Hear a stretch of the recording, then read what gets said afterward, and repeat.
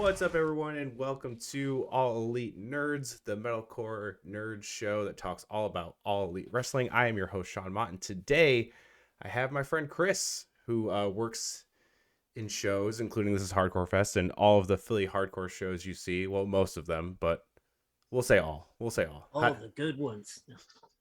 I mean, mostly, yeah. Mostly. But how you doing, man? Thanks for coming on.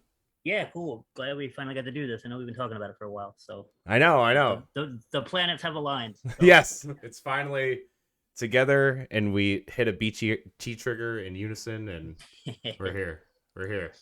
Yes. Glad we're doing it now, though, because I'm about to fuck off on tour for 2 months. And True. It's good. It's good timing. A lot of people are about to hop on tour, so it is very. Yes. Now that we can, everybody's going all at once, and it's going to be madness. Yeah, pretty much. That's very accurate. Before we get into the wrestling talk, I'm gonna talk a little about what do you watch? What have you been watching lately? The content game right now is crazy. I can barely keep up with it. What have you been into lately? There's a lot. There is a lot, and in addition to my already stacked plate of I have to watch this, and this, it's just like shit going on in my personal life where that kind of put a big pause on everything for a while. So now I'm really playing catch up on stuff. So, my answer may be a little shorter than it would be on any other given week. But, that's fine. One thing I did watch recently that I really, really loved was Midnight Mass. Have you seen that yet? Not yet. So I just finished The Sopranos. Oh, okay. So you're today. Like 10 years behind. Okay, yeah. not 10 years, but a little bit, because I've been watching my weekly stuff. Like I've been watching Ted Lasso and AEW, and then Titans has pretty much been my weekly thing. I was watching The Walking Dead, but I realized I like it much better binging it, so I've been letting episodes collect so I can just binge it. Yeah, I plays did that way too, better. Not on purpose. But I was like, oh yeah, I fell behind on that. Let's do that. So I just finished up season 10 actually a couple days ago. Yeah, I'm sort of like up current with it for the first time since the second season or whatever. Whenever I always just get behind. Like I'll go on tour for a couple months and then come home and have 25 shows to watch and catch up on everything. And it's like by the time I start getting caught up, I go out again. So it's. But now that I finished Sopranos, I finished the finale today. Midnight Mass is a big one on my list to watch. Yeah, honestly, it was the best. I will call it a made-for-TV miniseries based on a Stephen King story that is not actually based on a Stephen King story, or not actually a made-for-TV movie either. But it's got that vibe. Yeah, I know you remember how there always used to be the TV miniseries, but the Stand, the Mist, and even what the hell, Salem's Lot was a TV movie, right? There was so many when I was growing up. I grew up on those. There was always a thing. Yeah, for sure. So it feels like that. It honestly took me back to watching something like that. It has that same vibe to it. The author is obviously a very big Stephen King fan, which who isn't, right? But fair. Very fair. I mean, yes. But yeah, no, it's really, really well done too. It's a slow burn though. It took to about the third episode where it was just you don't know what's happening. It's just okay, this is really brooding and slow burning and what's happening here. And then 3 episodes go by and you're like, all right, there's only 3 more episodes. What's happening here? And then it hits and then it's just oh shit. And then it just gets crazy. So that's pretty much what everyone is saying. If you're impatient, don't watch it. But I don't mind slow burns at all. So I'm sure I'll be more than fine with it. If the payoff's good, I'm all for a slow burn. It's just when it's absolutely is. When it's a slow burn and then it sucks, then you're like, ugh. Yeah, it's why did I sit through this? It's just not.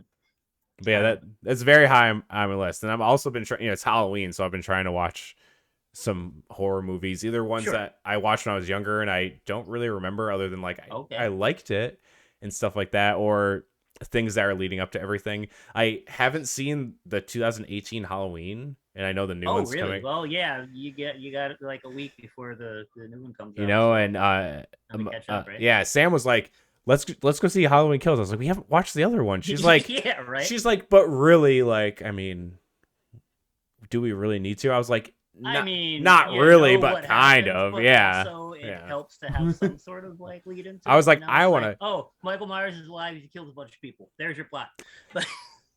Yes, basically. But how do we get there is the fun part, right? Yeah, exactly. It was just we were supposed to see it with another married couple, and then it just never happened.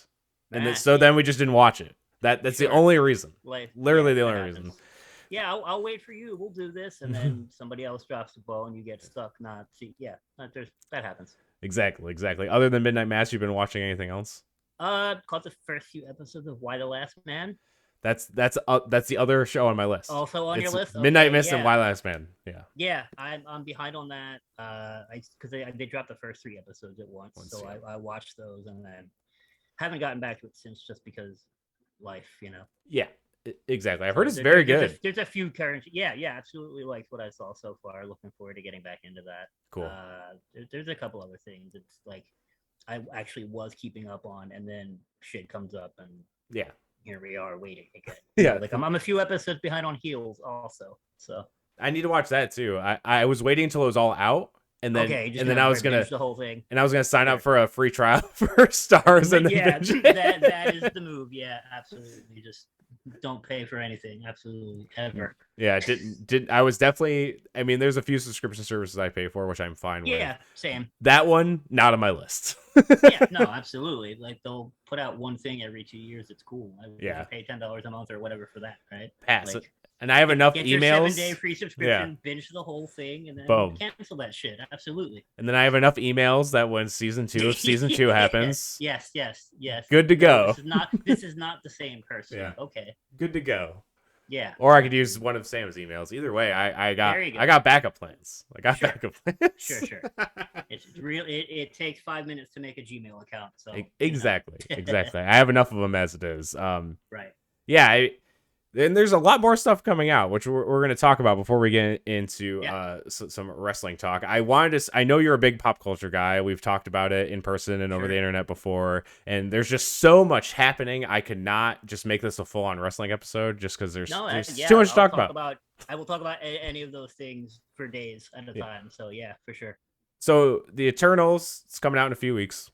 Yes. I'm very hyped for it. It seems like a lot of people are being skeptical about it. I don't know if it's this new thing where people are like, I don't know anything about it, I don't care, or it's like it's like the new Marvel thing where everyone goes in with super low expectations and they just get blown out of the water, which is fine too. That's completely fine. But they released a couple short TV spots, not even really trailers. They showed some new footage, some old footage, and then there was like a featurette where Kevin Feige and some other people. The movie's the second longest MCU movie ever.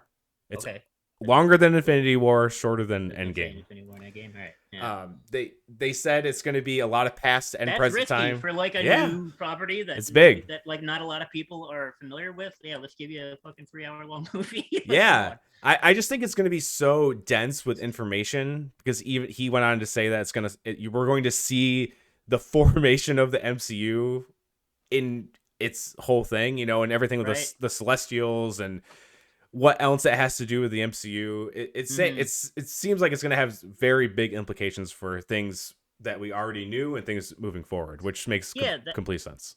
Yeah, because that's the thing. Even like they never do one shots. Like even a random Marvel movie is going to tie into everything else somehow. Even minorly, one thing's going to happen, and you're going to go, oh, and then whatever, Exactly, and that's the beauty of the MCU, because I know a lot of people were kind of, when the TV shows started coming, they're like, oh, they didn't really answer those questions. I'm like, well, I was like, the MCU is like a TV series in its totality, everything bleeds into something else. Every movie is a weekly episode, basically. It just takes a little longer to get there. Yeah, exactly. And that's kind of the beauty of it, because there's nothing else like it. Like even Star Wars, that's, a 4-decade-old amalgamation of now shows in movies as well, doesn't really do it like the MCU does. It's getting there now. Yeah, definitely. Now, it didn't until maybe a year ago when they were like, oh yeah, here's 10 new shows that are coming out over the next 3 years, and I'm not mad at that at all. By the No, way. fuck no. When they announce You all know how those, I I'm feel like, about Star Wars. I'm Yeah. like, I'm in for all of these, especially Yes. that Filoni and Favreau have some ties Yeah. to most of them. I have the utmost faith that they're all going to be high quality, definitely for sure. It's honestly, yeah. It's the same thing with the MCU. Selling the franchise is the best thing that has happened to it since 1983. I mean, The Mandalorian's probably, if it's not my favorite Star Wars thing, it's up there. Yeah, for sure. I mean, it literally feels like the original trilogy, yeah. Which is so that's very near and dear to my heart. Yeah, I do think Dave Filoni knows more about Star Wars than George Lucas at this point. At this point, yeah, he's like, you created this. I'll take it. Thank you. Yeah. I'll take it from here. Go enjoy your retirement. Yeah, which is fine.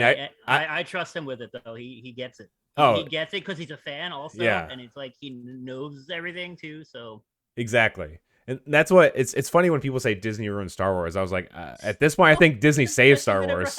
Yeah, I was like, okay, sorry, they didn't give you 3 more Phantom Menaces and Attack of the Clones. Like, what do you want? yeah, that's a big conversation that could go on for hours. We'll do another. Yeah, we'll do another. Yeah, that's a good point because I know the views on that. It's like talking religion at this point. If you don't agree on a certain Star Wars thing when on the trilogy side, there's no convincing either side. You simply say the words "The Last Jedi." Oh yeah, watch what happens. It's rough. I'm in I'm in a podcast group. Shout out to the Goon Platoon. It's all these other dudes from like around the country who do pop culture podcasts. Like the first few days I was in it, I was like, oh, I love The Last Jedi, and they were all like, and they kicked you out of the group. No, I honestly thought they might in a second. No. And they're like, no, it's cool. We just hate it. And I'm like, I mean, I get it. And I said the same thing. I was like, it's like religion. You can't even talk about it. We can just say, hey, we have different opinions on this, and that's cool. And I was like, I'll take it. Considering some of the reactions you would get, just agreeing to disagree is the best you can ask for. Yeah, easily the best you can do in that type of situation. And they also confirmed there's going to be two post-credit scenes in the Eternals, which is a kind of a given. Oh, yeah, at this point I think everybody expects one just happens that everybody's sitting there waiting like, wait, really? Yeah, and they again that always sets up the next, or something farther down the line. And they're so hard to guess what they're going to be. Like the Shang-Chi ones, I was like, it'd literally be everything. I was like, what? Yet, by the way, I won't spoil anything. That's what I was gonna say. They'll bring it back to Eternals, and how it was a risk to do it, period, but also to do it here's this movie that's super long and you don't know anything about it. I think we're at the point now where people just trust Marvel when they put a movie out. Yeah. Because remember back when Guardians of the Galaxy came out? Exactly. They're like, we're doing that movie, and everybody was like, what is that? And I'm sitting there that's like a C or D list book, very niche, very me, I'm freaking out because I'm like, holy shit, Rocket Raccoon on the silver screen, what the fuck, but then it ended up being one of the most successful of the movies, and I was like, yeah, who saw that coming, right? So same thing with Shang-Chi. Everybody's like, what the fuck is a Shang-Chi? And then again, it's really successful. So I have a feeling Eternals will do well. It just, you put the Marvel stamp on it and people will watch it. Especially when you have the cast they have. Sure, yeah, that helps too. The cast is probably the most ridiculously star-studded cast Marvel's ever done. Stacked, yeah, for sure. Because they started out with pretty much not known people for the most part. Chris Hemsworth, no one knew who he was. Even Chris Evans wasn't really big, and he was mostly known for comedy. I knew him as Johnny Storm in that shitty Fantastic Four movie, and I was like, we're trying again with him, huh? Okay. Paid off. That'd be great. Yeah, absolutely.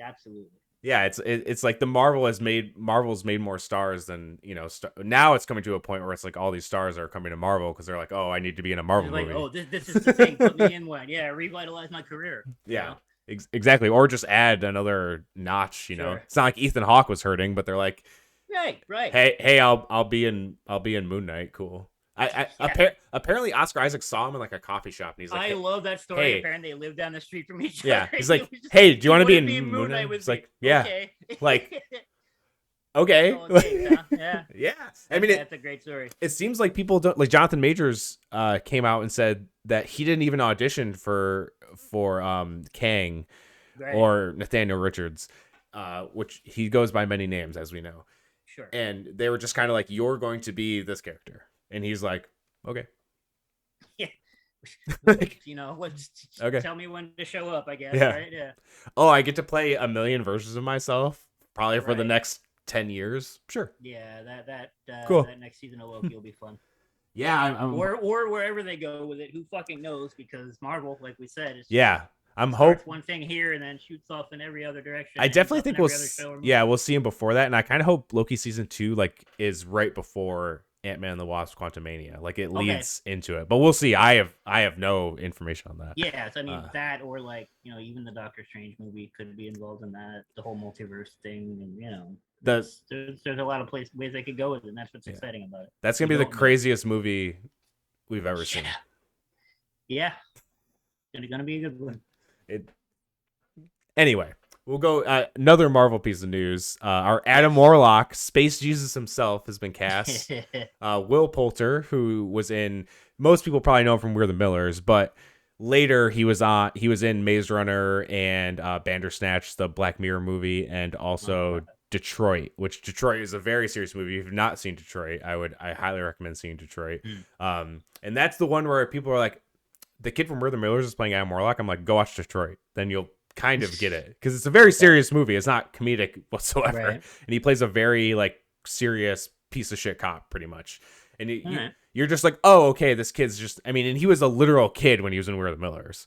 I think he was a teenager when he filmed that movie. Yeah, I was gonna say he seemed pretty young just to be very young character, but I mean, Yeah, because now he's like late 20s, so he's like I don't know anything 30. About him. Like when they announced that casting, I was like, "Who's that?" Yeah, a lot of people seem to be skeptical about it. They're like, "Oh, it's weird," and I'm like, "Well, Adam Warlock's weird," and I was like, here's the main thing: when has the MCU casting missed? Ever. Exactly. That's the thing. Every time somebody's like, that's a really weird choice for, insert character here. And then you see it and you're like, yeah, that was awesome. Makes perfect sense. Give me 5 more movies with that. Exactly. I mean, and this goes back to like Batman castings. People judge that, and all of them have been awesome. Or even Heath Ledger as the Joker. People are like, how is he going to be the Joker? And well, look how that worked out. Really well. Yeah. Right? Yeah. But that's like the whole thing. And it seems to be kind of a new thing now that, news becomes more prevalent to the world, or people will take like a quote from an interview and skew it into the story that's not really a thing and everything like that. And people are like, oh, just like today it came out that Tom Holland says, oh, hey, we're looking at No Way Home as kind of like an ending point. And they're like, oh, we're gonna get a new Spider-Man. Right? That's going to be the thing, right? Necessarily what that means, right? And I'm like, it means, no. Ending point to this and then start a new storyline, right? Like, exactly. Because I think I would be really surprised if they recast him at this point. There's no way. Like, why would you do that? I know a lot of people think that it might be an ending point for the MCU, and he kind of moves to Sony, and then back like Sony. No, nobody wants that. But... No, literally nobody. But I think except for Sony. Well, even Sony, I hope that Sony kind of learned their lesson with the last time. They're like, oh, we're taking Holland back, and there was a huge backlash, and they made that new deal. I think they realized at the first Spider-Man movie that ever made $1 billion was Spider-Man No Way Home, and guess what? Right. It was the epilogue to Endgame. I mean, yes, Spider-Man is one of the most popular characters ever. There's no denying that, but without the MCU, it would not make that much money. The Venom movies make a fuck ton of money, but still, I think they're learning now that if we just make this deal with Marvel, like just split everything 50-50, but we'll have all of our characters in their universe, they can have them and use them, but we still reap the benefits. I think that's the best case scenario. Yeah, absolutely. Like nobody's going to do Marvel better than Marvel, Exactly. And I'm about to do a full Venom episode next week. And I need to see the new one too. I have thoughts. It's okay. Not great, but it's not great, but I do love Tom Hardy as Venom, so I'm excited to see where the future goes. It's kind of the first one. I just think it's real weird to even do Venom without having it attached to Spider-Man. Like, the character's entire origin and reason for existing for the first 20 years of existence was based on Spider-Man. Yep. So you're just gonna bring him in and be like, oh, here's this alien thing. Okay, cool, but there's ways to now in the future maybe cross him over somehow, but at this point it's just he's already here. What's the point? And he's already the anti-hero Venom guy, not even the bad guy and then becomes the anti-hero. Right. If they were going to play it like that, like I mean, for what it was a fun enough movie, but it was just like, why? Like the second why are you making Venom without Spider-Man? And I haven't seen the second one yet. Yeah, so the second one is more of the same. I'm gonna say, which I'm guessing most people kind of figured. Right. It has its pluses to me, but overall it's the same as the first one, where the story just like Woody Harrelson was a good Cletus Cassidy. Am I correct there?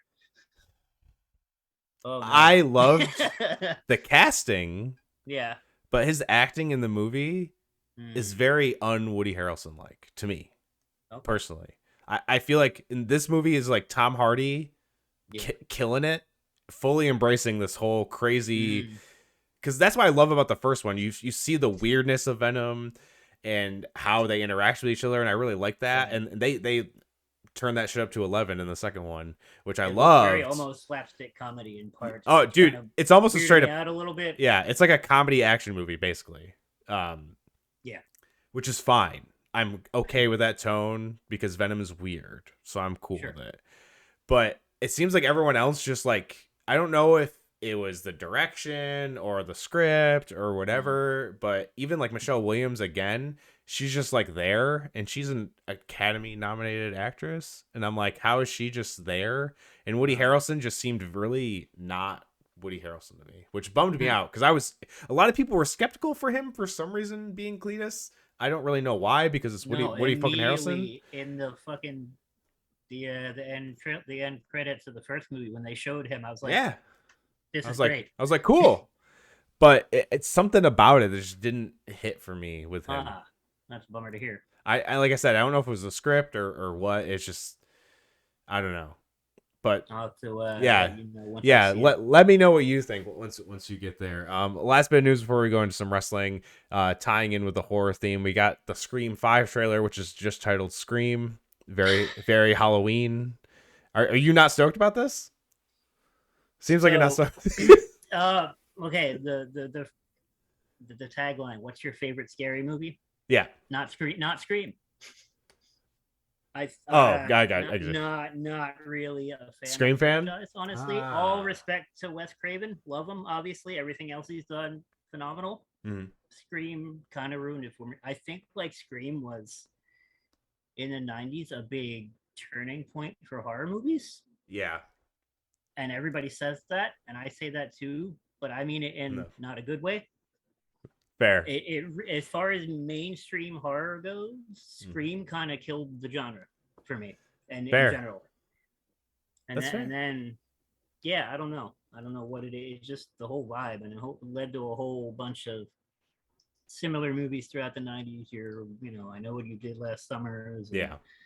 All those things, and then everything leading up to this point, and don't even get me started on the found footage stuff either. But yeah, no. So I did watch the trailer, and I get what they're doing. It literally is Halloween Kills, but a different mask. It's, oh shit, he's back. Let's bring the fucking Final Girls back from 20 years ago. Let's go put a stop to them. And here's the younger generation too. Let's go get them. People are gonna die. Literally the same movie. Which I guess it kind of has to be if you're making a new one. Yeah. However many years after the last one, you know what I mean? Because but it's just, I don't know, that whole franchise never hit on me. Fair. Like they made the scary movie, the parodies. Like you didn't need to make a parody; it was a parody of itself. Like I just. Yeah, it is a very meta take on horror, which has been the point from the jump. I get that, because I think like what happened was Wes Craven made New Nightmare, and he was like, "Oh, I'm onto something here," and then he kind of did that, and then it just didn't work. Fair, yeah. Apparently, it worked for some other people because it's been a massively popular franchise for like the last 30 years. But yes. Yeah, I love the Scream franchise. I like undoubtedly love the Scream franchise. Yeah. I even liked some of the later ones, not as much as the earlier ones, because it becomes a little too campy for what they are. Yeah. Because the first one is campy to a bit, but it's still brutal. And I kind of do like the take that, hey, the killer is always someone you know, which is really really fucked up. Like you really think about it, it's like Sam watched the first Halloween ever with me last Halloween, And it was funny because there's the one scene where it's like the laundry hanging and you see Michael standing there. And now you kind of look at it and can kind of laugh at it. And I go, but think about it. If you saw that in real life, you'd be freaking the fuck out. And she's like, no, you're totally right. Like, that'd be fucked up. Like, I would be like locking all the doors. Oh yeah, it's amazing. But it's iconic. Like Scream takes that times like 10 in a way. You know, it's like all these people know everything about your fucking life. It's the thing that's my problem with the later ones is that 3 and 4 both end up being people that are related to Sydney. And that's what makes it kind of like, because it's like, why did it have to be like what? 3 is someone it's a long lost brother she never knew she had. Right. Weird. And then the 4th one's, it's her fucking niece. It's like that you just meet. And it's like, so that's why it's like, as long as this one for me, because it looks really cool. It looks kind of a return to form of the original. And it's the people who did Ready or Not, which I haven't seen Ready or Not, but I heard great things. Ready or Not is great. Yeah. So it's the same people who did that. Because obviously Wes Craven is unfortunately not with us anymore. Right. And so it looks brutal. It's just, I hope that for the love of God, that the killer is some crazy relative we didn't know about that's related to Sydney. That's all I ask. And I'm a pretty easy dude to please. I watch movies to enjoy them. You know, I'm not trying to act like I'm a movie critic because I'm fucking not. I'm just a dude that likes pop culture.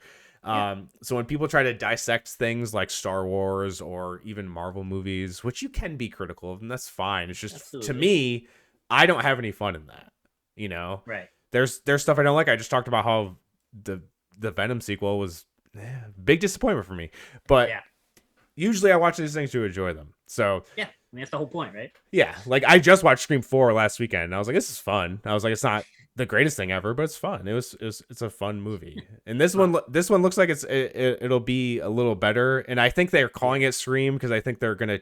I think it's gonna be kind of a little bit opposite of like the Halloween Kills thing that you were talking about, where the new guard will take over the old guard, which they might do in Halloween too. But it seems like they're just gonna end it after the trilogy, because I know there's one more coming out next year. Halloween ends, right?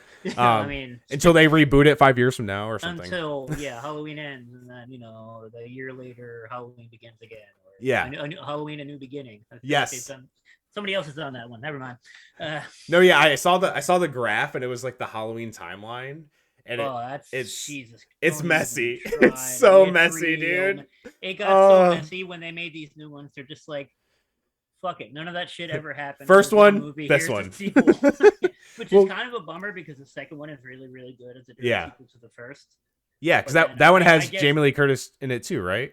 Yeah, it's literally a direct sequel. Yeah. Like, Halloween 2 starts. Yep, right after, right? Yeah. Like, this shit has just happened. Yes, and, yep. Comes out of the fire and they go through the hospital, that whole deal. Yeah. Because I I think Jamie... And that's when they find out that, she's his sister. Which completely just... retroactively. That. Yeah. They said, no, that's not a thing. And there's like a little ha-ha in-joke in Halloween 2018 about it. They make a little haha. Oh, I heard that was, he's Michael Myers' brother, and everybody's just like, oh, groan, like, come on. Because I think Jamie Lee Curtis has been in three of the different chronological storylines. Yeah, so she's in the part 2, and then she came back, for like H2O or whatever, H2O, right? Right. And then now she's in the new ones, which are technically the sequels to the first one. one. Classic Halloween, then Halloween. Because that makes sense. Right. Just sure. That's what I know. A lot of people are talking about, like Scream. Right. Nobody's gonna get them mixed up. Like, okay, when did it come out? There you go. Yeah. Like, oh, it's the new one. Got it. Right. Like, I don't think anybody's. Oh, I mistook this for the thing that came out 25 years ago. Yeah. Exactly. So let's get into some wrestling talk. This is what we're here for. Oh, absolutely. That is what we're here for. So we're gonna talk some wrestling. Big thing I want to talk up front. First thing we got again, I guess, but it wasn't the same as this magnitude, obviously. But we got Bryan Danielson versus Kenny Omega. Yeah, we did. And I know some people that were there, and I was there. You were there too? I was. Damn. Yeah, it was so loud on TV. Dude. I can only imagine how it was in person. That show, like, we go there, you know, they do the dark matches, everything, and we're like, okay, we're going live to TV, and the first graphic that pops up on the thing, Bryan versus Omega next, and we're like, fuck, they're leading the show off with this? Are you kidding me? Like, and I think like AEW's really been good about that, especially recently, about like a hot start to their shows. Like they'll put something to start the show off. It's just like, how is this on free TV? First of all, and second of all, like this is you're just gonna lead the show off like this. How do you follow that? And they did. CM Punk promo. That's how you. That's exactly. He even said he came out. He's just like, I'm so glad I'm not wrestling tonight because how do you follow that? Yeah, which technically he did wrestle that night. Time travel. Time travel. We went to Friday like 2 hours later. Yeah, crazy. Exactly. It did the same when I was in Rochester. It's Philly too did the same thing. Filmed on one night. They always do. Yeah. Well, most of the time. Most of the time. It was fucking loud. I mean, that was like at Arthur Ashe, 20,000 seats, and they sold it out. You know, so. Massive, just all night. The crowd was super hot and super loud and yelling. You know, there was Bryan comes out and there was like immediately you're gonna get your fucking head kicked in chant, which really made me happy. And it was loud and it was really.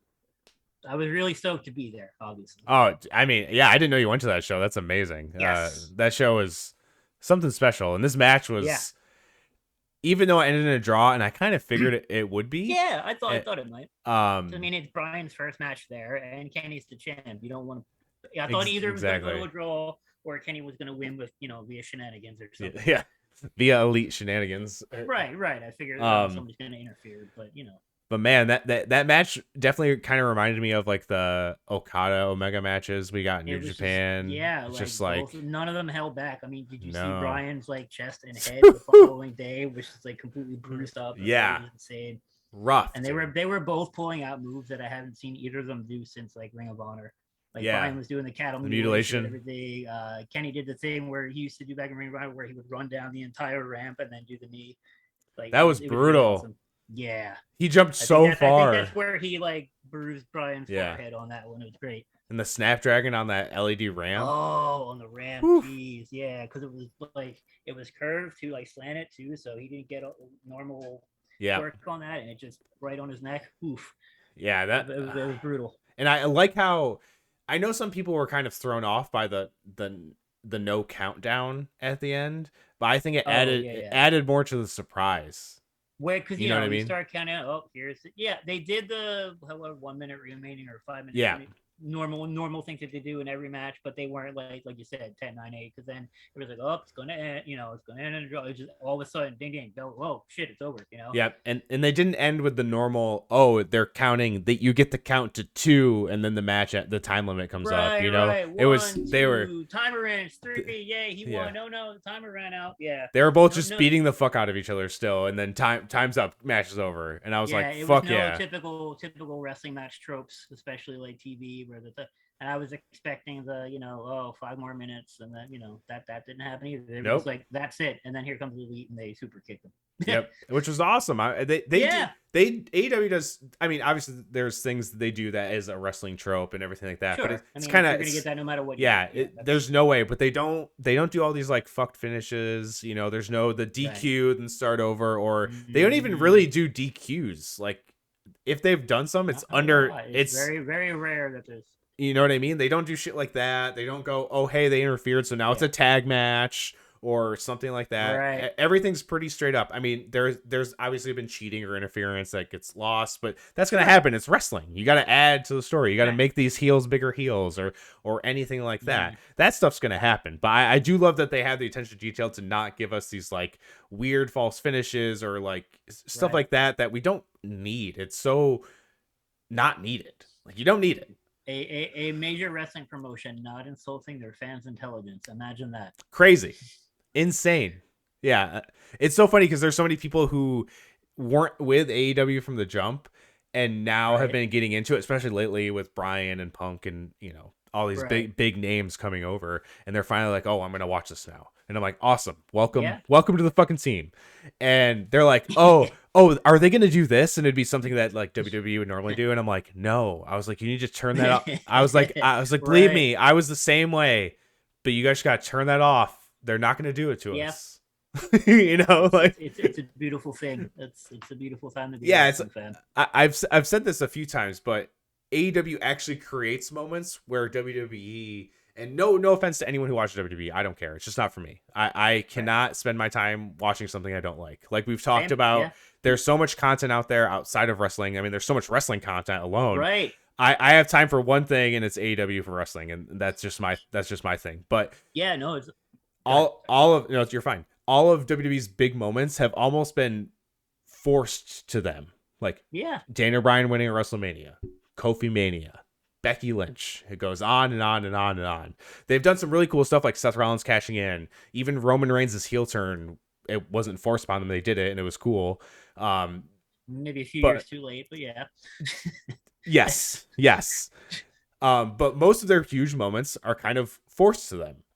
And AEW is like the opposite. I mean, they do listen to their fans. If something's not working, they change it, which is awesome. It makes complete sense. Why wouldn't you want the people watching your shows to be happy, right? Like exactly. Why wouldn't you? Like that's the whole reason you're doing this, right? Like, and I guess it's because like Tony Khan is a wrestling fan. He's a huge wrestling fan. He's a big fucking nerd, and it's great. So I think he gets it, you know. Yeah, 100%. Like I know, like a report came out like a couple weeks ago saying that most of the booking decisions moved from the EVPs or the OG elite that started it with them and to Tony Khan, but he came on an interview saying it's been like that for almost that was like an old news report or something that some other site just got a hold of and was like, oh, exclusive, look at this, and everybody's like, we already know that. Like, what are you talking about? Exactly adds to my point. From day one with everybody's input, of course, but he has the final say. That's how it's been since day one. Exactly, and that exactly adds to my point of news not really being news. Right. Happens in wrestling more than probably anything. You know? Like my friend will send me this report and I'm like, dude, I read the article and I was like, that was just a clickbait bullshit headline, man. Slow news day, huh? Nothing's going on. I'm like, come on, man. Somebody tweeted something. Suddenly it's a headline somewhere. It's like, relax. Like it was a tweet. Like I don't know. It's exhausting, but that was definitely a historic night for AEW, and they've just been, they're on a trajectory that's just going to keep going, I believe, in my opinion.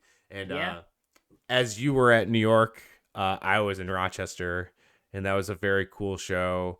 I kind of went last minute, and I got cheaper seats. They were like $30, which is nothing, but they weren't even that far. Honestly, I was on the ramp side, and it was like a couple tiers up, but you could see everything perfectly. It was nice. Yeah. It was very not cool. A bad spot in the house for places like that, especially like the newer arenas, because I think they're like built like that. Yeah. If you go to a show that's like in an arena that's like older than like 25, 30 years, then maybe, you know. When you're in the nosebleeds and you can't see shit, like literally nothing. Right. But it was cool, and I think it's cool that it's very accessible to go to these kind of shows. Yeah. Probably why they do so well. I mean, other than the product being very hot, but that definitely adds to it. You don't have to drop an arm and a leg or a full paycheck or something like that to go see a wrestling show. It's just like, you know, and it's then sit easy. Behind a pillar in the obstructed view and nosebleed somewhere, right? But this show is really cool. I know a lot of people kind of theorize that Bray Wyatt might show up with the whole Dark Order story. Yeah. I was kind of expecting that might happen, but I guess not, which is fine. Yeah, same too. It's kind of like an expectation versus reality thing. You can't be mad. It's kind of like it's like they don't need him, but if he showed up, I trust that they would have done something cool with him. Yeah, totally agreed. Which is the complete opposite of what I would say about the other place. Like somebody goes there, or somebody goes up to the main roster, which you're like, not even mean anymore. Now it's like, well, their career's over. It's like, oh, they're gonna get cheesed out and made to wear some goofy outfit or something, But yes.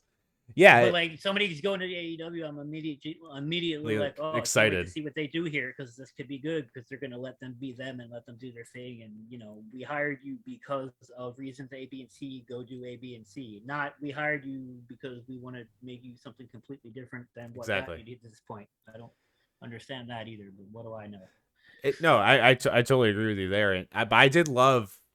Even though it wasn't Bray Wyatt, I know some people were bummed out about it. But again, you put that thought that was going to happen in your head. It's not like they teased it. They didn't tease it at all. Right. There was no inclination that Bray Wyatt was going to show up. People just kind of wanted it to happen. The fandom as a whole, like, oh, and it would make sense. Obviously. It would. Brody's yes. hometown and the Dark Order has kind of been at odds. Like, who's going to come and whip them into shape?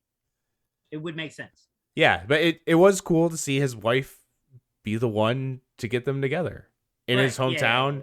I thought that was really cool, and it was like very, very touching. They did a lot of stuff off camera that was like big Dark Order focus. They did a thing at the end too, after Rampage, with like his wife and -1 and the other son and everything like that. It was really, really cool, and it was awesome to see Sammy win the title.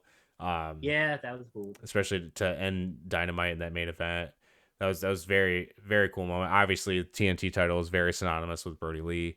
And it was just cool to be there. Tons of Brody chants all night, and I'm glad I went. And I got to see Daniel Bryan wrestle Nick Jackson, which was awesome. Yeah, Bryan Danielson. Man. I gotta get. Yeah, who's Daniel Bryan? Never heard of him. Yeah, never heard of him. I really love that he's going by the American Dragon again. I really love that he wants the "you're gonna get your fucking head kicked in" chant. I love that he's just like wrestling like the last 10 years didn't happen. He's just like, yeah, this is who I was back then, and this is who I am again, dialed up times 10.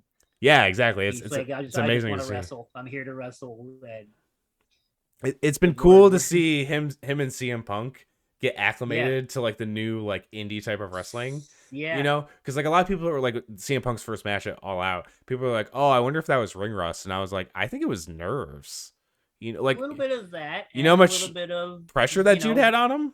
You know, like I think he's even said he was just like, holy shit, how's this gonna go? Yeah, exactly. Like 7 years off is a long time, but I mean, I think all things considered, he did pretty great.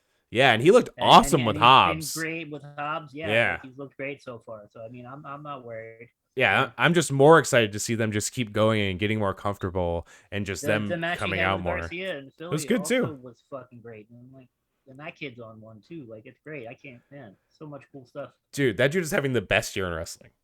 He really is. like last week, I think he wrestled Suzuki, Punk, Alex Shelley, and somebody else in like a 4-day span. Like, what is your life right now? Yeah, dude, it's fucking crazy. Good for him, because I mean, he's from upstate New York, which is awesome. From Buffalo, and he was one of those people that was in that crazy car accident. The car crash, You know, like people were saying like you're not gonna walk, and now like, he's you may never walk again. Like, now he's wrestling CM Punk, like the best wrestlers of the world. Yeah, so I think he's doing all right for himself. Yeah, every time I see him on TV, I was like, man, that's so fucking cool. Good for him. Yeah, it's awesome. I mean, I love seeing Andy Williams on TV most weeks too. Yeah. I'm like, fuck yeah. I love that. Like when he first showed up, when they came out from under the ring, I was just like, I was like, what? I was like, oh, okay, sure, why not? Because to people other than us, people are like, who the fuck is this guy? You know? Right. Because people like don't follow like indie wrestling. I mean, he's done some stuff here and there, but not like on a big, huge scale. No, yeah. Like, who's this guy with the fucking big mustache, the monocle or whatever? Like, you know? Yeah, because oh yeah, that's a guy from Every Time I Die. Sure. Yeah, mostly they did like Northeast stuff, and I know they were on right. Stone Cold Steve Austin's podcast a few years ago. I remember listening to that, and I was like, "This is awesome." I was like, "This is so cool." Hearing Stone Cold and Andy Williams talk to each other, I was like, "What?" I was like, "What is happening?" Worlds colliding, right? Yeah. Seriously, I was like, "This is the coolest thing ever." So yeah, it's awesome to see people that like we know like on national TV. You know, it's crazy. But yeah, let's talk about a little about you being in Philly, and you can touch on some Archer S stuff more if you want to. But sure. How was the Philly show? That one seemed really hot too. Another one was like pretty much a sellout too. Yeah, so I think maybe next time we go to a bigger building. I don't know. Wow. Because I mean, they run that place twice now. I think it's like a 5,000-6,000 seat or something like that. And you know, I don't know. Dude, we'll see. I guess it depends how long till the next show and like you know what the trajectory is like between now and then, whether they can fill the hockey arena here, right? Yeah, I guess it depends on who they have planned for that night too, because that's a big indicator of what's going to draw the tickets. You know what I mean? I'm sure it won't be till next. I mean, it's not going to be for another year, probably anyway, right? So most likely they haven't even gone to the West Coast at all. Right, which is insane. Like, well, it's good. There's so much to come there, and it's just like it's all happening like on the right. You know, the right. Nothing's getting rushed. No.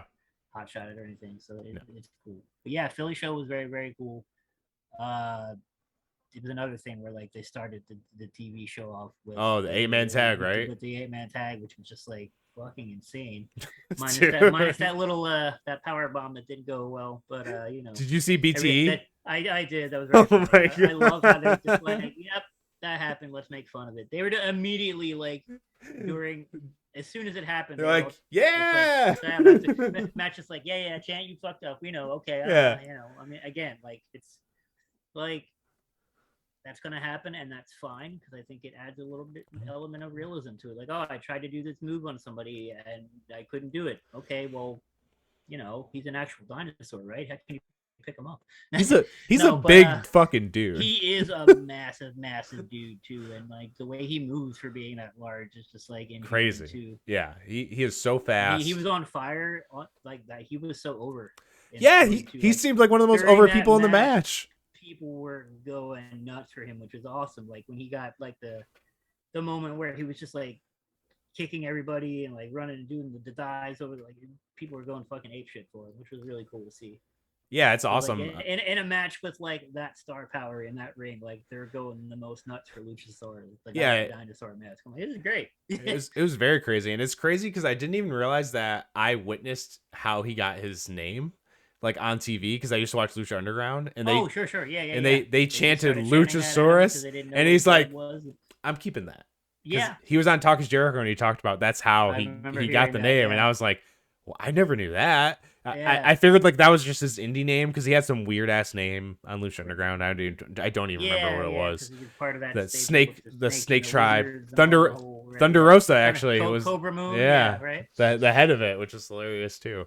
Lucha Underground was fucking awesome. That was a wild show. It was a lot of fun. Yeah, I wish that didn't end in the fucking shit show that it did. But you know, I didn't watch the last season, which I've heard a lot of people did. Yeah. I think it's just like behind the scenes stuff, like contract wise, they screwed a lot of people up, and it just turned into a whole thing. And that contract shit was fucked. I think there's still some people that are still like dealing with that, which is insane. Oh my God. Because I know they're kind of reviving it. It's parts of it in MLW. Like, right, because they have Dario Cueto and they have like Mil Muertes, but they have different different names now or whatever. But they're like taking it's the same. Yeah, it's like the same fucking thing. Just change the name up a little bit. Which is hilarious because Matt Cross is in there, but he's just normal Matt Cross. Yeah.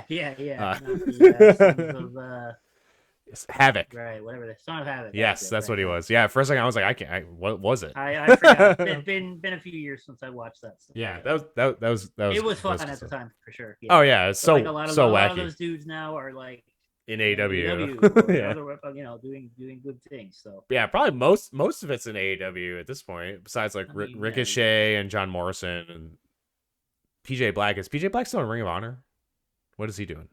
Think so. Like he's.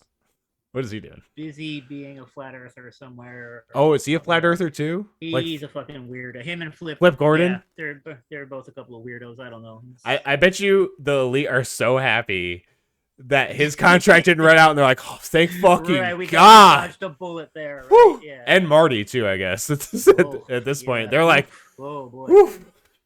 yeah. It's like, oh, your contract's cool. Then we don't have to. And then all that happened. Yeah, can you imagine? Yeah. I mean, all that came out, and then it'd be like, oh. They just would have fired. They just would have fired him. That's what they did with Jimmy Havoc. Yeah, exactly. They would have been like, see ya. When all that came out. Yeah, they're like, gonna do, you know? Bye. Yeah.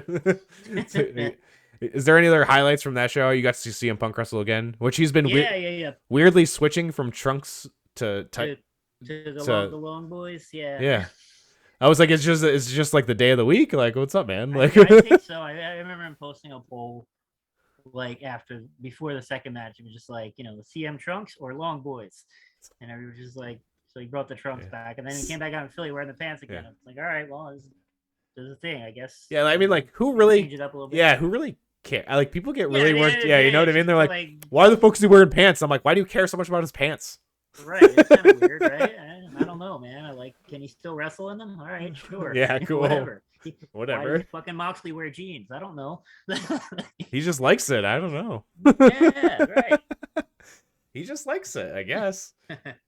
Yeah, that was another crazy thing in Arthur Ashe too. The Moxley and Eddie versus Suzuki and Archer. Yes, boy, that was a stiff one.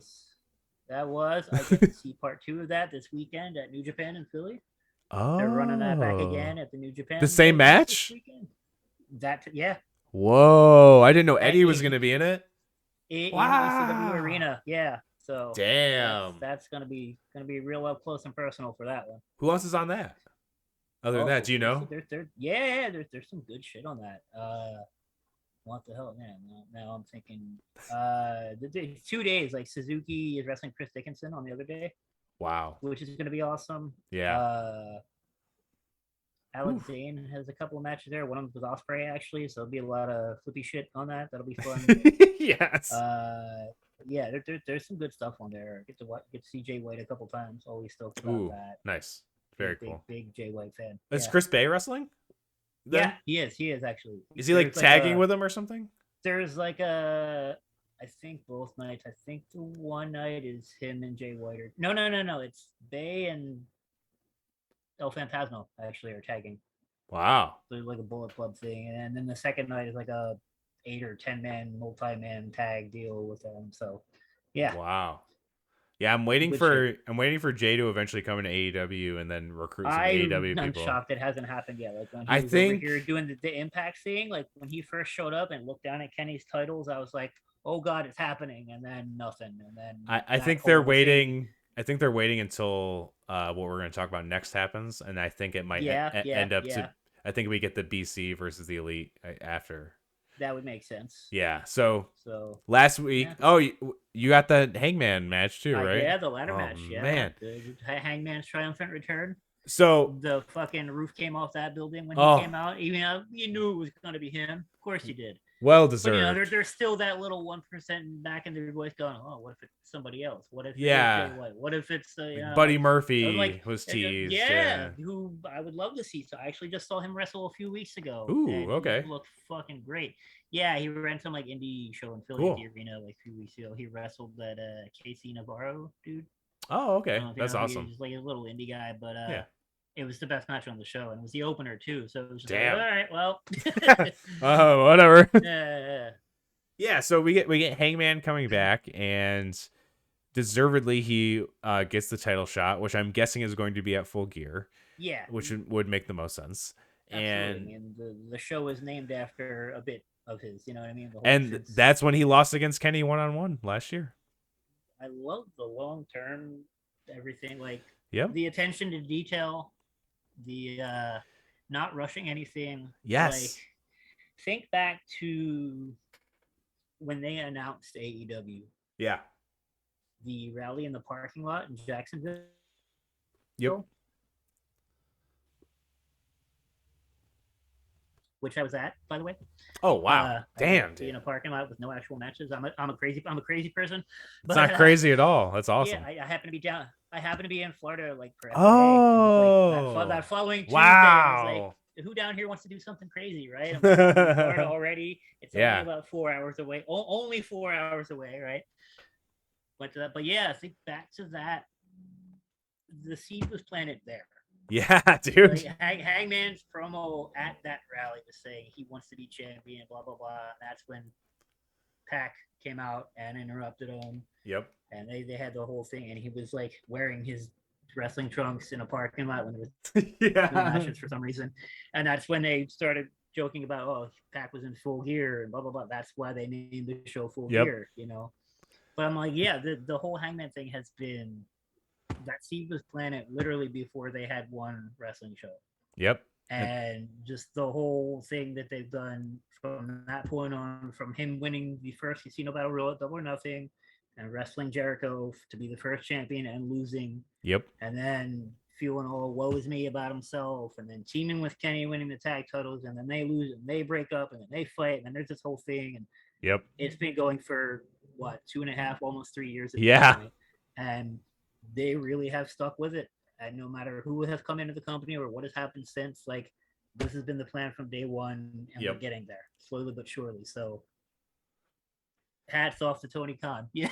Dude, straight up, seriously, so many people I saw on the Metalcore Nerds Twitter. I think they were the new wrestling people but new to AEW, and they were like, who do you think is going to take the title off Kenny Omega? And I go, there's one right answer, and it's Hangman Page. Yeah, and they're like, yeah, absolutely. They're like, there's no way. In the company now. Yeah. Now he's going to see like, oh, Bryan's first match in the company with Kenny. Oh, they said fuck Hangman. We're going to go Bryan right away. He's going to get the main. Why is Christian in the main event at all out? Blah blah blah blah. I'm like, we all chill out. Like this isn't WWE. We're not doing something stupid. We have exactly. I've been saying it since. I'm like, if you think anybody but Hangman is going to be the dude to beat Kenny, you're out of your goddamn gourd. 100%. There's no other right answer than that. He is the one to take the title off him, and that's just it. And when it happens, it's going to be fucking awesome and an amazing moment. Yeah. And I can't wait for it to happen in Full Gear, which is when it's going to happen. I'm going to be on tour and can't watch it live. Oh no! I can't watch it live. That's the real thing. Like I've been itching about going back out on tour for the last year and a half, and now it's finally here. And like my biggest thing is oh God, I'm gonna miss 2 months worth of wrestling. Yeah, it's a lot. And everything else, I'm like, I'm literally going to mute everyone and every word related to wrestling, related to all elite wrestling, related to AEW, related to everything. Any person that wrestles there, any person who has said the word in the last mute. I'm going to try and avoid spoilers. I don't think I'm going to be able to pull it off for 2 months because that's insane. Yeah, that's a lot. Either way, like, it's really a lot. I'm just gonna like not to talk to anybody comes up to me at the merch table and brings up wrestling and they're gonna get slapped. It's but yeah, so it sucks that like I'm not gonna be there to like see this payoff happen live, and like I'm gonna be stoked to watch it when I get home, obviously. But like, it's not the same because like but definitely not the like same. All these roads have led up to this moment, and now I'm just like, I'm gonna be in like somewhere in the Midwest that day or something. I don't know. Right. I don't know what day it is anymore. But who does? Honestly. Yeah. Who the fuck does? Time no longer exists. Irrelevant. Like, completely. I think the last like year and a half, 2 years, just nothing matters anymore. I just wake up and it's just like, okay, I guess. It's another day. Like I'm on tour, I wake up like, oh, what day is it? What city am I in? Yeah. Now I wake up and I'm just like, who cares? And like we were talking about before, I think after is when we'll get the New Japan invasion fully the full Bullet Club realized. I mean, they've been teasing a lot of other things too, like with Ospreay, Girls of Destiny, even Ospreay, like, but the Forbidden Door is just gonna blast wide open at this point. I think like all the travel issues too, probably that hurt. And the fact like they're doing the G1 in New Japan right now too, so like everybody's over there on that and can't that's the whole other thing. But I feel but it is cool because like New Japan does have several people in the States right now that are like touring here for the summer, like which is Suzuki's here and Jay White's over here and all this other stuff. So Ospreay's over here. Literally, and Ospreay's over here and he's been running his mouth, so it's just like, all right, when's it gonna happen? Because he's just like, I'm better than Kenny Omega and I'll beat Punk, I'll beat Bryan. It's like, let's go, let's do it. Like, I'm ready. Oh yeah, I'm so ready. Like when Kenta showed up, I was like, oh fuck. Yes. I was like, all right, here we go. And then, but it's like you said, it's the travel stuff that I think Tony Khan's even come out and said it. Like there would have been a lot more crossover if it wasn't for the travel restrictions. Yeah, everything like for that. Sure. But I think once that stuff eases up a little bit, we'll see more of that. Oh yeah, and it'll be great. I'm hoping we get some stuff, some crossover for Wrestle Kingdom. I mean, I'm sure Moxley will be on the card anyway, regardless. You would think, right? Yeah, he's a pretty big player, He's right. Dude can show up anywhere. He's been everywhere. Yeah, I love GCW champion. He just shows up whatever indie he wants to. It's like, I was gonna say the guy has held major titles in AEW, New Japan, and GCW in the span of like 6 months or something. Yeah, which is fucking absurd. And defended two of them on AEW TV. The last GCW shows. I didn't watch it, but I know what happened. I know he retained. Okay, I don't want to spoil anything, but I'm like, he's still the champ there, so he's gonna be around for a while. I'm like, wow, it's crazy. That match was just like, I can imagine. Like, he's this big, like, he's a big TV guy with like a very large and lucrative contract, I'm sure. And he's just like, I'm gonna go do a death match with Nick Gage and roll around in broken glass. Yep. The dude's insane. I love it. Yeah, he is actually crazy. He does it because he loves it, and that's That's really funny. Like, I love that about AEW too. Like how wholesome his wife is too, and she's just like tweeting during the match, "I hate this." Yeah, this is terrible. Yeah, Renee's great. Yeah, that's another thing I love about AEW. They let people do other things. Because why wouldn't you? Sure. It just creates more buzz for the product. Oh, John Moxley showed up here this weekend? Right. Oh, shit. I'm gonna go watch this, and like, what's he up to? Is somebody from there gonna show up at AEW the next day? You know what I mean? Like, I really thought that might have happened, because that's at All Out. It was like him showing up in AEW the first time and winning their title. Yeah. It was like the night before that or something, or the weekend before that or something, right? So it was like, shit, is Gage gonna show up tonight? Like, yeah, dude. Said we got Suzuki, which even better. That was a big show. Cool too. Yeah. Flew out of my damn chair when that music hit. Yeah. Yeah, I did not see that one coming. Obviously, the people kind of thought Daniel Bryan would probably debut. Is Bryan here or Cole here? We thought, okay, Ruby Soho's going to be the Joker in the women's match. Instead, they're like, here's all of that and more. What a show, man. Oh my god, dude! One of the has to be the craziest ending to a pay-per-view ever. It honestly, top to bottom, like a perfect. It was a very good show. Reviews of all time. Yeah, it was amazing. It was so. I go to one of my friends here in the Utica area, and we it's been our tradition since the jump of AEW to go watch them together. So it's like our quarterly meetup. Okay. And we meet up, and we watch the AEW pay-per-views, and it was awesome to witness all of that with all of them and everything. It was really funny. My roommate had a friend over, and she knows nothing about wrestling. Didn't know anything. And she's like, "Oh, so what am I getting into? What is it?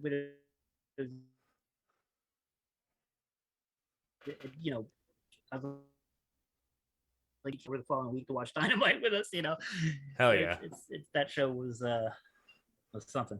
Oh yeah, and they've just really been on a roll ever since. I feel like every week on Dynamite just feels like a fucking pay-per-view, which is insane how they're like able to keep that up. And everything's still fresh feeling too at the same time. Yeah, it's not just like you used to watch Raw and SmackDown back in the day. It was a fucking chore. Yeah, it's like, okay, it's Monday. All right. Now it's just like, oh fuck, is it Wednesday yet? Is it Friday yet? Like, it's exciting, man. You literally never know what's gonna happen. People are coming from other companies, like people are just showing up, and like crazy stuff's happening with the people who are already there. They're doing crazy shit, but not just for the sake of doing something that, it's like stuff that matters and it makes sense, and it's, furthering storylines, but in a compelling way. It is a very, very, I've been watching wrestling now for, I'm gonna date myself here, but since third grade, which for me was the year of the very first WrestleMania. Whoa. So I'll leave it up to y'all to do the math and call me old. Wow. But yeah, so a while. So I've been like an obsessive fan since. I've watched everything. I've seen everything. Lived through the 80s, lived through the Internet Wars, lived like ECW, literally everything. I've seen it all come and go, and I've been an obsessive fan since then. 30 some years, right? And like, I watch more wrestling now than I ever have. Yeah. I am more excited about wrestling now than I ever have been. Yeah. And this is all taking into account that I don't even watch 1 second of any WWE show ever, and haven't in a few years. So it's just like, what does that say? Says a lot. Sides, like, how bad is this, and how bad is this, and how good is everything else? For me, a fan of that length of time to be able to say that. Yeah. So yeah, it's a very, very wonderful time to be a fan, and I'm just constantly stoked to see what's next. And like, there's just new content almost every day. Yeah, and it's really cool. Yeah, I feel the same way. It's probably the best time to be a wrestling fan, probably ever. Yeah, honestly, ever. And did you see this tweet that Tony Khan? And he kind of sort of had a piece of paper that may have had the full gear lineup on it. Yeah, I did see that. People were like, "Oh, look, Tony Khan just with his notebook." I love how he just like has everything just scribbled down in a notebook, like he's doing like fucking fantasy booking on, which I used to do as a kid. You write everything down, flip a coin, roll some dice, whatever, or just it's so funny. And I love that he's such a big fucking nerd and unapologetic about it, and he's just doing some like fantasy wrestling league, but with like real money. Pretty much. He pretty much is. And I'm not going to reveal any of the matches because I don't want to spoil it for anyone who hasn't seen it. Haven't seen it, don't, and who knows, that may or may not be like real stuff. Exactly. But the stuff that was on there, I was just like, oh shit. I was like, all right, because there is another eliminator tournament happening, which the finals are going to be full gear too. So it's like, I wonder who's going to be in the final. Like, is Daniel Bryan going to, or Bryan Danielson going to be in that tournament? Is he going to be in the, I mean, if he's in the tournament, I would think he's in the finals. Is CM Punk going to be in the tournament? Right. Do we end up with Bryan versus Punk in the finals? Man, that'd be fun. You know, like, I'm sure Mox happen at some point. Mox will be in the tournament probably. Yeah. Andrade, Pac, you know, all these guys. Like, there's the potential for so many dream matches just based on that roster right now. Either of stuff that has never happened, we thought never could happen, or stuff that maybe happened years ago but now could happen, like off the leash. You know what I mean? Like, you could do Punk versus Moxley or Bryan versus Moxley right now, and it would be a hell of a lot better than, like, you know, it would have been somewhere else. Yeah, and Danielson was one of the best ones still putting on, like, killer matches in WWE. You know? I mean, how could he not? You know, like, yeah, he had a great run there, despite any and all booking shortcomings, which is beyond his control. You know what I mean? Like, he worked with what they gave him, and he more than delivered. Like, 100%. So yeah, now that he's like in a place that kind of like not only doesn't hinder but like fosters that creativity and like lets dudes do their own thing and be themselves and kind of just do what got them to the dance, you know? Yeah. Really, like, the fucking possibilities are endless, and these matches are all going to be great. And like, everything he's done so far has been fucking tremendous. So I can't imagine it being, you know, anything any different. Like, we get to see Bryan versus Suzuki this week. I know, on YouTube. Are you kidding me, dude? Like, that's crazy. Gonna be like, that's going to be very stiff. There's going to be a lot of welts on chests in that match. Oh yeah. And yeah. Good Lord, I can't believe that's a real thing. And then he wrestles Bobby Fish the very next day on TV. Yeah. Like, okay, sure. Darn. Right? Like, what the hell? Yeah, I was shocked to see him show up too. That was out of nowhere.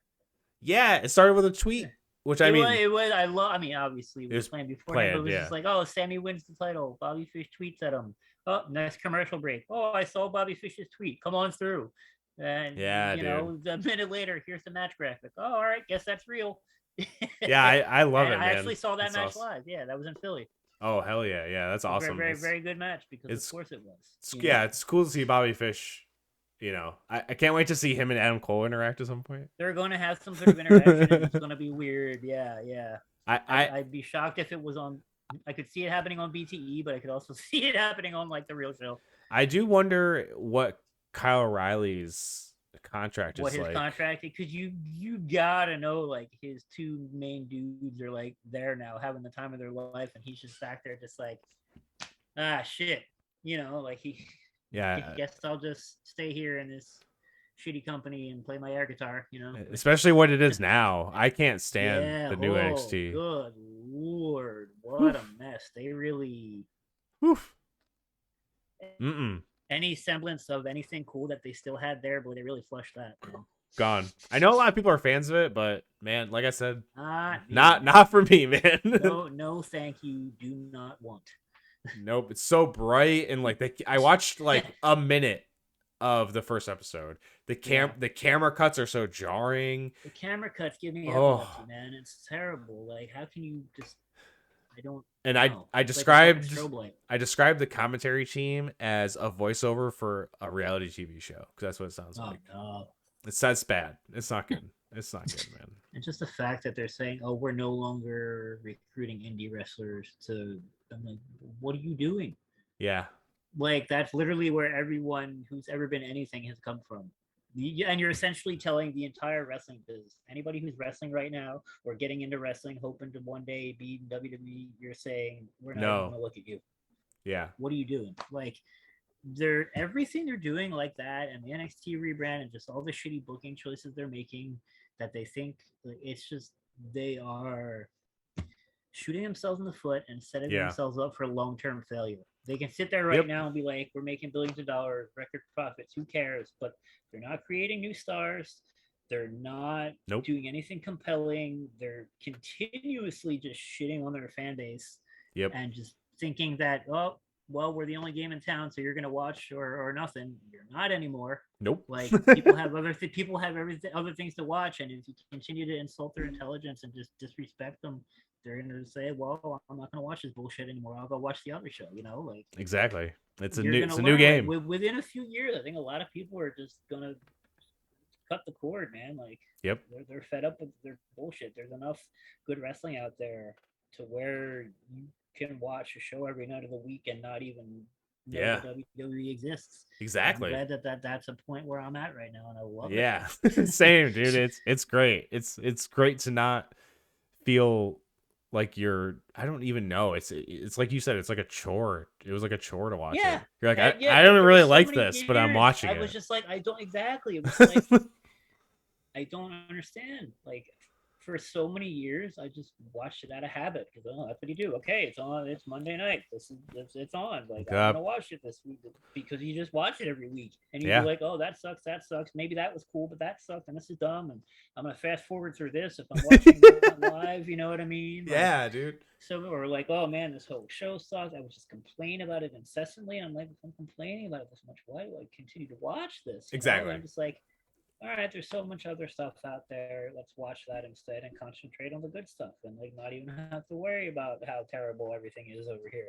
Yeah. And you know, you're a lot better off for it, and I think you feel a lot better, and you're not all negative and down and just hating life because you're forced to watch the shitty wrestling show.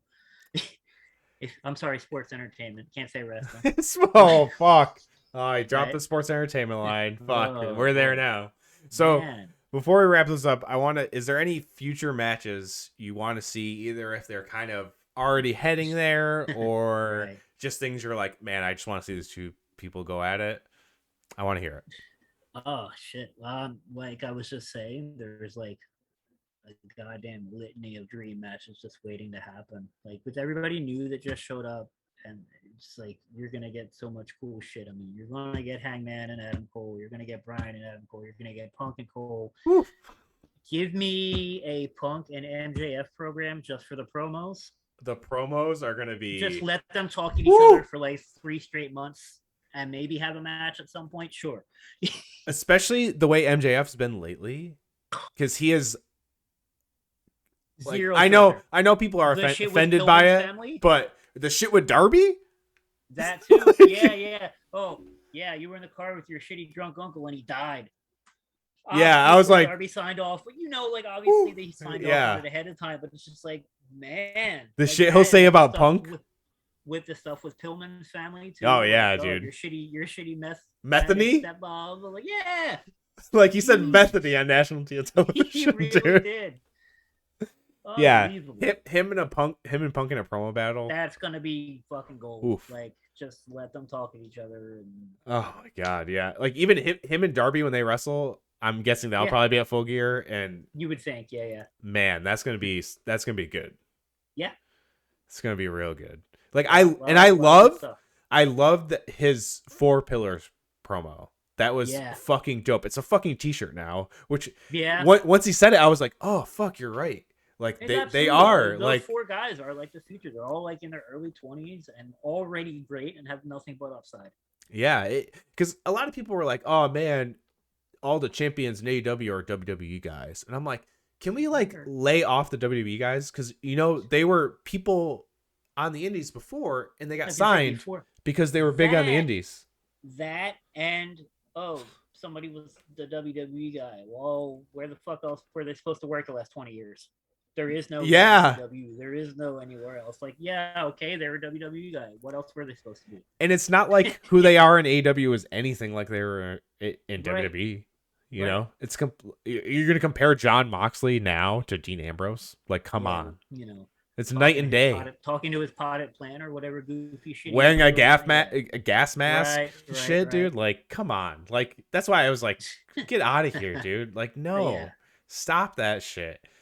And even I was like, okay, even if you take that into consideration, I was like, look at all these stars they've made. Right. Jungle Boy, MJF, Sammy Guevara, Orange Cassidy, even. You know, like Britt We Baker. really live in a world where Orange Cassidy was like the most over dude in wrestling for a while. Yes. Just saying that sentence out loud is absurd. I can't believe that was like a real thing. Yeah, and he's still fucking over. Yeah, it's crazy. It's insane.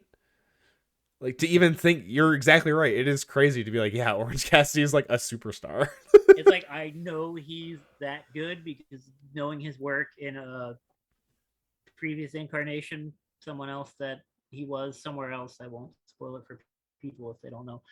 But, he worked another gimmick under a mask. And Yes. the dude was incredible. Yeah. So I'm like, I know he's that good, but him being this over as that character is hilarious because, for obvious reasons. It's so funny. It's so that moment with him and Sting is one of the best moments ever. I love that Sting is 62 years old, but also not afraid to have fun.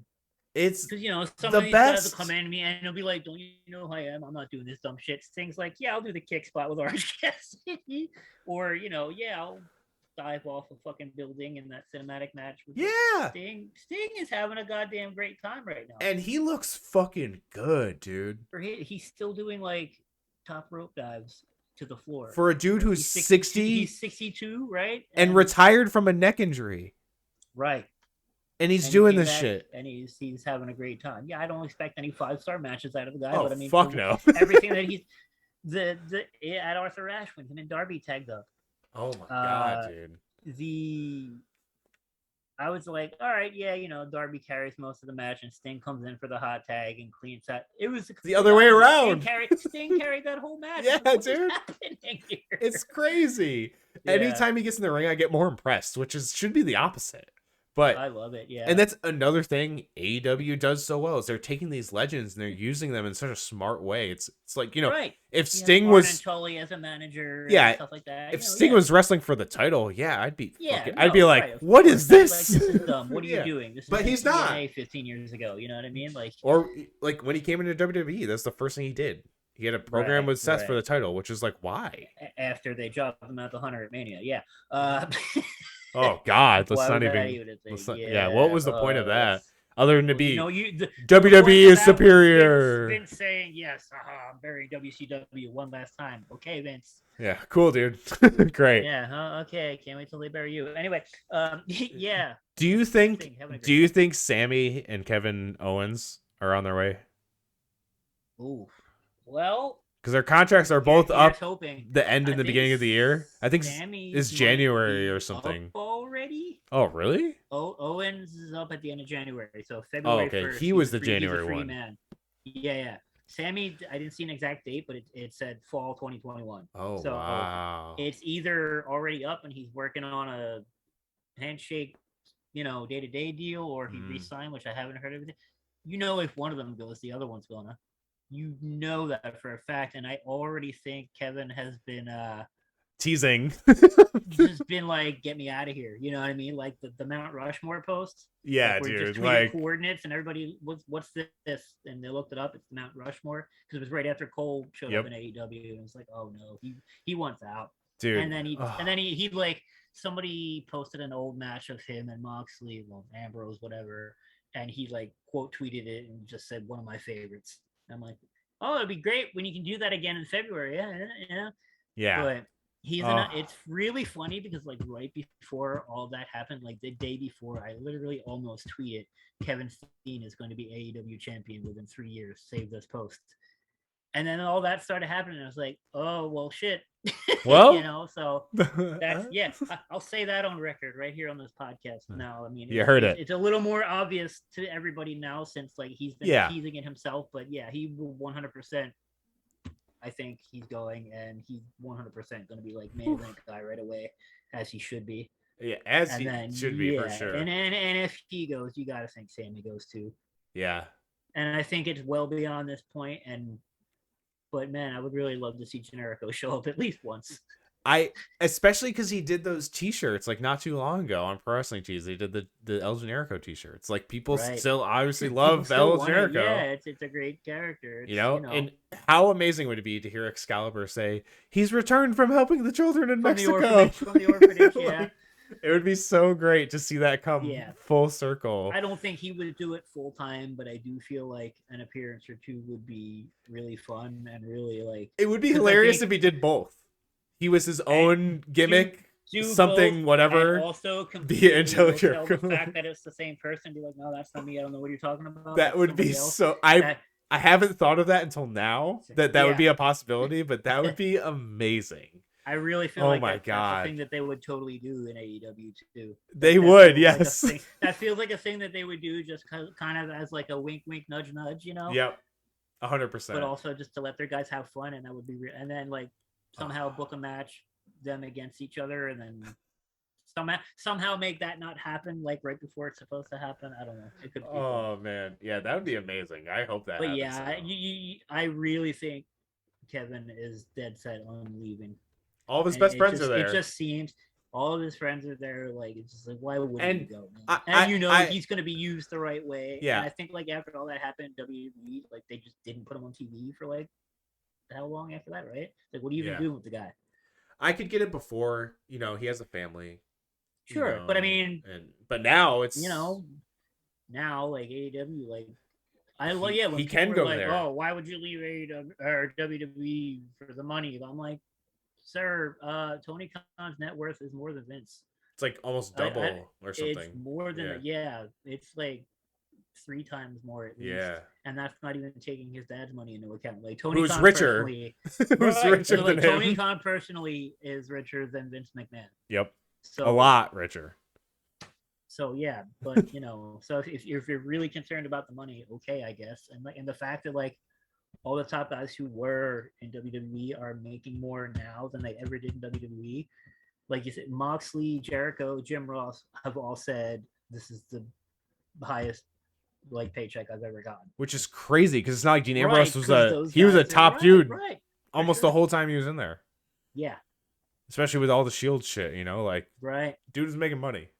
So yeah, it's not about the money. Money is no issue there. So I think there's a lot going on.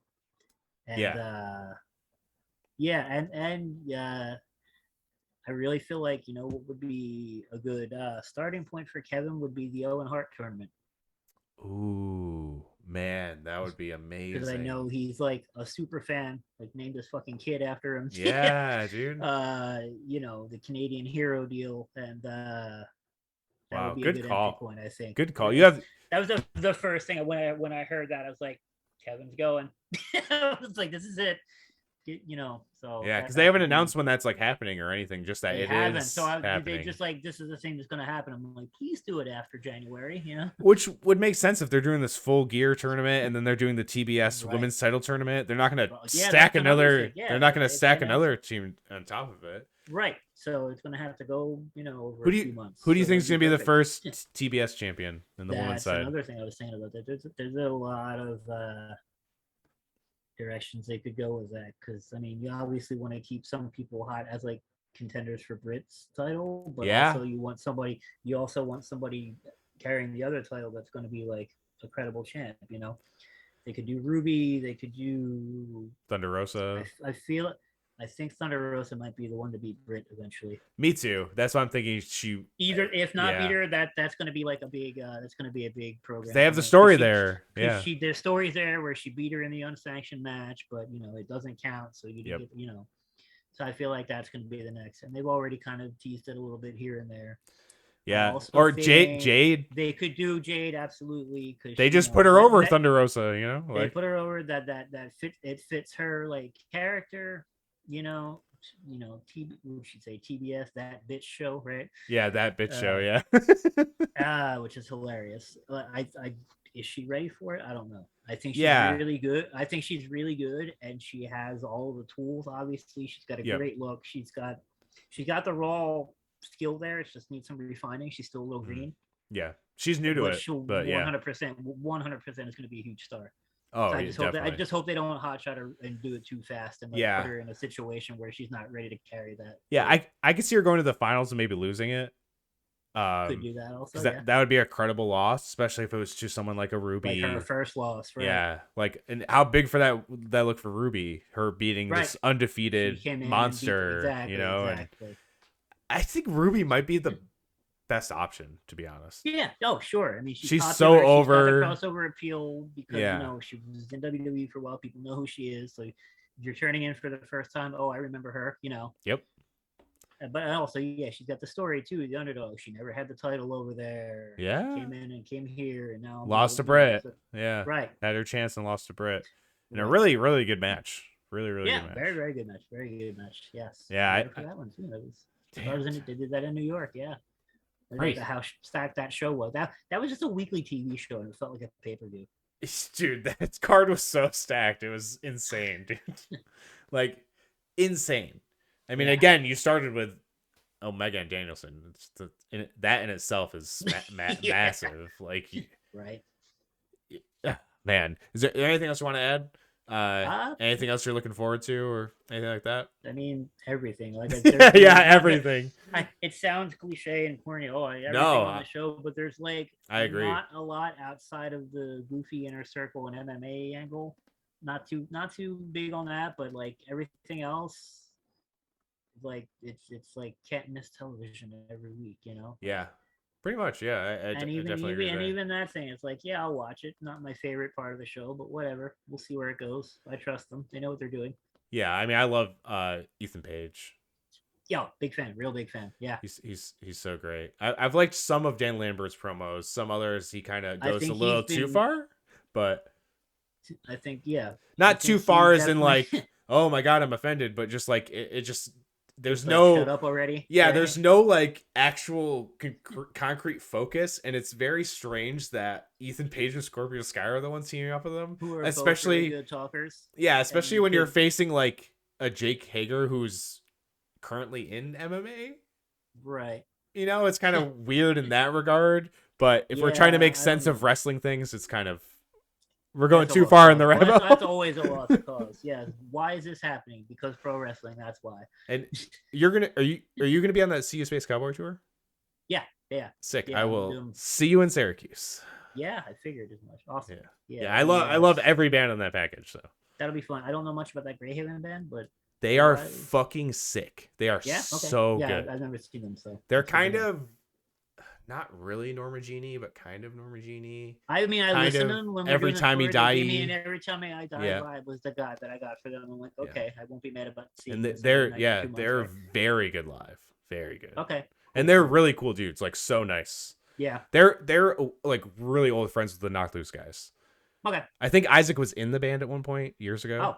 Right. So they're just very same as like the Knocked Loose guys, very nice, very reserved. Good. Human beings, very nice. You'll like them. They're good dudes. Good.